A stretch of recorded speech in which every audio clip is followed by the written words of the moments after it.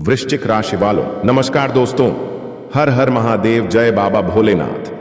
दोस्तों, आप सभी का बहुत बहुत स्वागत है हमारे इस YouTube चैनल में। दोस्तों, कैसे हैं आप सब? आशा करता हूं कि आपसे बहुत ही अच्छे और स्वस्थ भी होंगे। आप अपने अपने जीवन काल में एक सुंदर लड़की का कॉल आएगी, दोस्त खुशखबरी सुनकर नाच उठाएंगे आपके लिए। दोस्तों, हमेशा पागल रहती है। दोस्तों, जान को आखिर यह लड़की कौन है जो दोस्तों आपको कॉल करने वाले हैं और दोस्तों आपसे संबंध भी बनाने वाले, जैसे कि दोस्तों अपने थंबनेल और टाइटल में पहले ही पढ़ चुके हैं। दोस्तों, इस प्रकार आपको विस्तारजनक पूरी जानकारी आपको बताने वाले हैं। तो दोस्तों, वीडियो में आप शुरू से अंत तक बन रहे, तभी आपको पूरी बातें विस्तार पूर्वक प्राप्त हो पाएंगे। दोस्तों, उससे पहले आपको बताने की आने वाले अगले 2 दिनों के अंदर आपके जीवन काल, आपका लव लाइफ, केयर, स्वास्थ्य, बिजनेस, कारोबार कैसे रहने वाले, आपके परिवार की स्थिति में क्या बदला देखने को मिलेगा। और दोस्तों, आपको कुछ ऐसे कार्य करने से जिसमें आप हानि की प्राप्ति हो सकती है और कुछ ऐसे कर है जिसमें आपको लाभ भी मिल सकते हैं। तो चलिए दोस्तों, इस वीडियो में सबसे पहले आपको बता दें कि आपका राशिफल आपके लिए क्या लेकर आए हैं अगले 2 दिनों के अंदर। उससे पहले आपसे छोटा सा रिक्वेस्ट है कि अगर आप चैनल पर नहीं हैं तो कृपया चैनल को जरूर सब्सक्राइब कर दें। कमेंट बॉक्स में हर हर महादेव, जय बाबा भोलेनाथ का कृपा आपके ऊपर सदा ही बना रहेगा। तो चलिए दोस्तों, वीडियो को शुरू करते हैं। आपको अपने कामों को धैर्य व साहस से निपटाने की आवश्यकता है। व्यापार में यदि कोई नई योजना की शुरुआत करेंगे तो उसमें आपको किसी अनुभवी व्यक्ति से सलाह मशवरे की आवश्यकता होगी। कानूनी मामलों में आपको सफलता हासिल होगी। आप किसी नई प्रॉपर्टी की खरीदारी कर सकते हैं। आप अपने कामों को लेकर काफी व्यस्त रहेंगे। प्रेम जीवन जी रहे लोगों के बीच किसी बात को लेकर निराशा हो सकती है। आपकी राजनीति में अच्छी छाप रहेगी। रुपए पैसे से संबंधित मामलों में आप सावधानी बरतें और अपने खर्चों को लेकर थोड़ा ध्यान दें। आपको किसी पुराने मित्र से लंबे समय बाद मिलने का मौका मिलेगा, जिसमें आप पुराने गिले शिकवे न उखाड़े। आपके चारों ओर का वातावरण खुशनुमा रहेगा। कार्य क्षेत्र में आपको जिम्मेदारी के साथ साथ प्रमोशन भी मिल सकता है। मार्केटिंग क्षेत्रों में कार्यरत लोग रणनीति बनाकर कामों को करेंगे तो बेहतर रहेगा। अविवाहित जातकों के जीवन में किसी नए मेहमान का आगमन हो सकता है। परिवार में किसी मांगलिक कार्यक्रम की तैयारी शुरू हो सकती है। ऑनलाइन काम कर रहे लोगों को थोड़ा ध्यान देना होगा। जीवन साथी के साथ आप कोई बचत की योजना को लेकर बातचीत कर सकते हैं। संतान के करियर के आपको टेंशन रहेगी। आप किसी से धन उधार ना लें।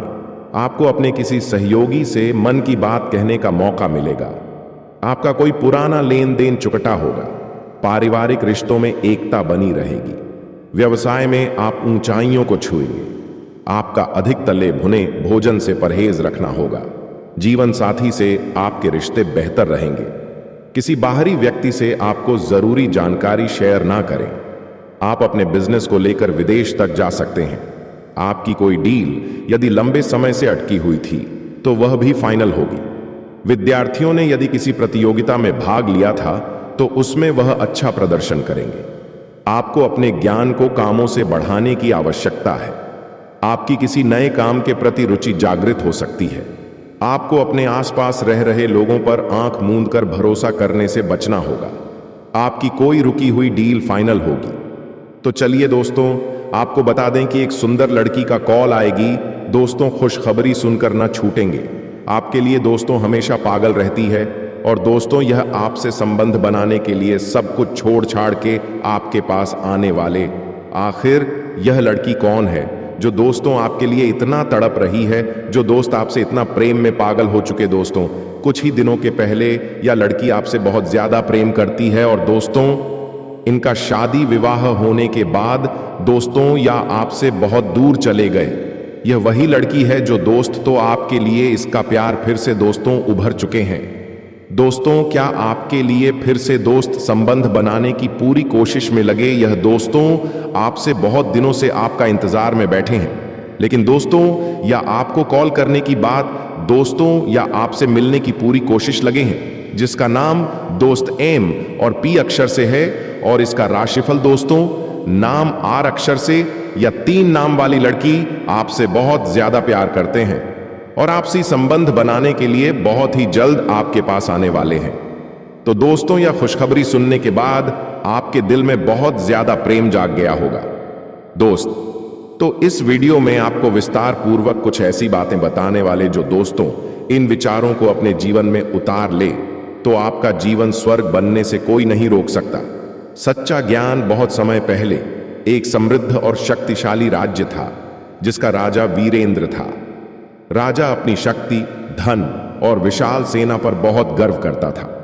उसे विश्वास था कि इन तीनों के बल पर वह अजेय है और पूरी दुनिया को झुका सकता है। राजा का दरबार हमेशा स्वर्ण से सजा रहता था और उसकी सेना इतनी विशाल थी कि जब वह कूच करती तो आकाश धूल से भर जाता।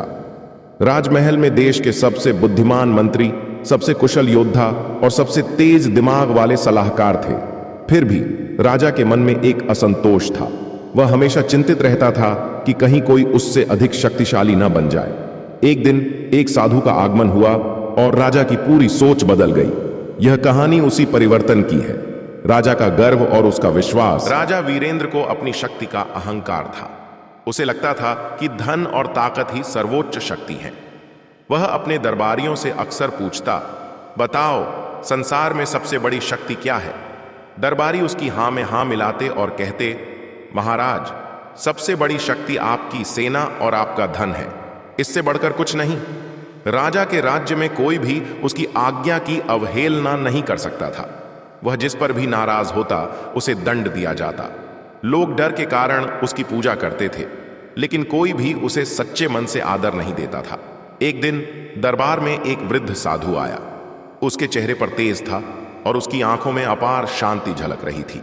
उसने राजा से विनम्रता से कहा, महाराज, क्या मैं आपसे एक प्रश्न पूछ सकता हूं?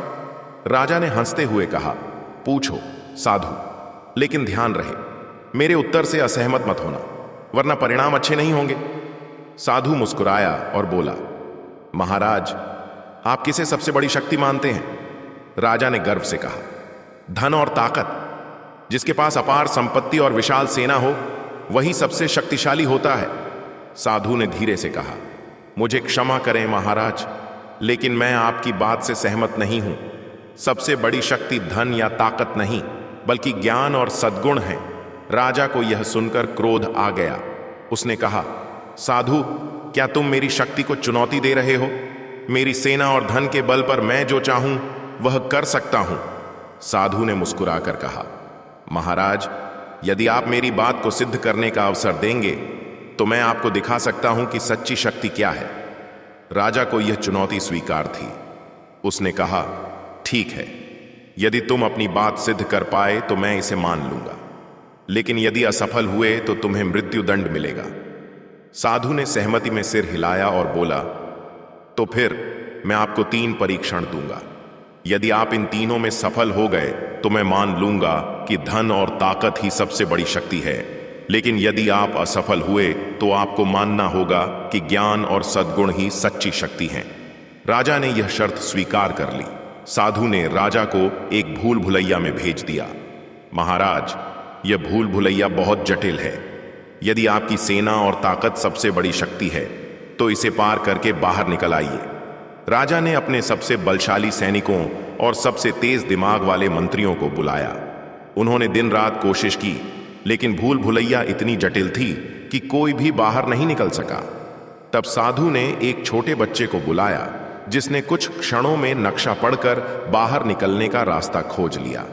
साधु मुस्कुराया और राजा से बोला, देखा महाराज, यहां ताकत काम नहीं आई, लेकिन ज्ञान ने समस्या हल कर दी। राजा को यह सुनकर क्रोध तो आया, लेकिन उसने खुद को शांत रखा। साधु ने राजा को एक गांव में भेजा जहां लोग भयंकर अकाल से पीड़ित थे। महाराज, यदि धन ही सबसे बड़ी शक्ति है तो इसे प्रयोग कर गांव के सभी लोगों को खुश कर दीजिए। राजा ने अपने खजाने से बहुत सारा सोना भेजा, लेकिन गांव के लोग संतुष्ट नहीं हुए। वहां अनाज, पानी और सहानुभूति की आवश्यकता थी। तब साधु ने गांव के कुछ शिक्षित लोगों को बुलाया, जिन्होंने लोगों को खेती करने के नए तरीके सिखाए, जल संग्रहण प्रणाली बनाई और गांव को आत्मनिर्भर बना दिया। साधु ने कहा, महाराज, केवल धन देना समस्या का हल नहीं था, लेकिन सद्गुणों और ज्ञान ने गांव को खुशहाल बना दिया। राजा को यह सुनकर झटका लगा। साधु ने राजा से कहा, अब आखिरी परीक्षा, यदि ताकत सबसे बड़ी शक्ति है तो अपने राज्य के लोगों से बिना किसी डर के आपकी जय जयकार करवाइए। राजा ने अपनी सेना को आदेश दिया कि वे लोगों को मजबूर करें कि वे उसका गुणगान करें। लोगों ने डर के कारण राजा की जय जयकार की, लेकिन उनके चेहरे पर खुशी नहीं थी।